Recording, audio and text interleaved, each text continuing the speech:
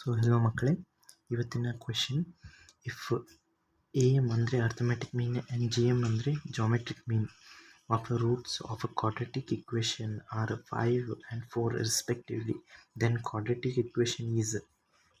Basically ನಿಮಗೆ quadratic equation form ಮಾಡಿ ಹೇಳಿ ಅಂದಿದ್ದಾರೆ. ಬೇಸಿಕ್ಕಾಗಿ ಈ 9th standard syllabus formation of quadratic equation equals to x square minus sum of roots. 2 root ಇರುತ್ತೆ, ರೂಟಿನ ಸಮ್ ಮಾಡಿದರೆ ಎಡಿಷನ್ ಮಾಡಿದರೆ ನಿಮಗೆ ಮಿಡಲ್ ಟರ್ಮ್ ಸಿಗುತ್ತೆ. ನೆಕ್ಸ್ಟ್ ಅದರ ಪ್ರಾಡಕ್ಟ್ ಮಾಡಿಬಿಟ್ರೆ ಮಲ್ಟಿಪ್ಲೈ ಮಾಡಿದರೆ ನಿಮಗೆ ಪ್ರಾಡಕ್ಟ್ ಆಫ್ ದಿ ರೂಟ್ ಸಿಗುತ್ತೆ. ಅದನ್ನು ಕಾನ್ಸ್ಟೆಂಟಾಗಿ ಟ್ರೀಟ್ ಮಾಡುತ್ತೇವೆ. Sum of roots equals to alpha plus beta. Product of root equals to alpha into beta. Arithmetic mean ಅಂದರೆ alpha plus beta into 2 divided by 2.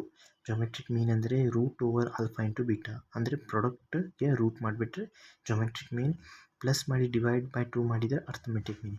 ಇವಾಗ basically question ಏನು ಕೊಟ್ಟಿದ್ದಾರೆ ಅಂದರೆ, arithmetic mean ಇದು alpha plus beta equals to 5 ಅಂತ ಕೊಟ್ಟಿದ್ದಾರೆ. ಮತ್ತು 4 geometric mean equals to 4 ಅಂತ ಕೊಟ್ಟಿದ್ದಾರೆ. ಸೊ ಇದನ್ನು ಸಾಲ್ವ್ ಮಾಡೋಣ. Alpha plus beta divided by 2 equals to 5. Alpha into beta equals to 10 ಆಗುತ್ತೆ, ಯಾಕೆಂದರೆ 2 ಮಲ್ಟಿಪ್ಲೈ ಮಾಡಿದ್ದೀನಿ. ನೆಕ್ಸ್ಟ್ ಆಗುತ್ತೆ root over alpha into beta equals to 4.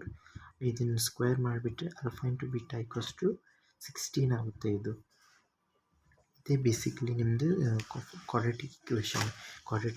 ಇವಾಗ ಎಕ್ಸ್ ಸ್ಕ್ವೇರ್ ಮೈನಸ್ ಯಾವಾಗೂ ನೀವು ಹಾಕಬೇಕು.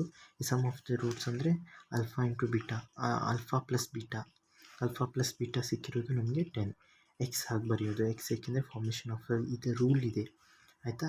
ಇಲ್ಲಿ ಪ್ಲಸ್ ಅಂತ ಬರೆಯುತ್ತೇವೆ. Next product of the root equals to ಇದೆ ಅಲ್ಫಾ ಇಂಟು ಬೀಟಾ ಇದೆ. Alpha into beta equals to 16. So this is the quadratic equation. Thanks for watching. ಮತ್ತು ಲೈಕ್ ಮತ್ತು ಸಬ್ಸ್ಕ್ರೈಬ್ ಮಾಡಿ ದಯವಿಟ್ಟು.